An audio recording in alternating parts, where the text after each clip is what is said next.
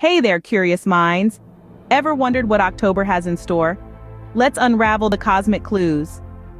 Between the 16th and 25th, the vibe is all about give up or retreat.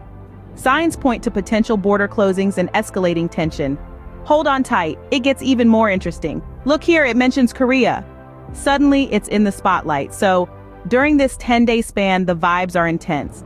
It talks about reckless acts, closed borders, and disrupted journeys. Yikes, right? Now let's dive into the imagery. Tiger, deer, and a hedgehog. Sounds like a wild sitcom, doesn't it? The tiger wants a snack, but the hedgehog plays hero, scaring it off. Talk about unexpected alliances. So what can you do today? Stay informed, keep an eye on the news, and be ready for any surprises. Knowledge is power, after all. Remember, it's not about fear, but about staying prepared. Whether good or challenging, we'll navigate it together.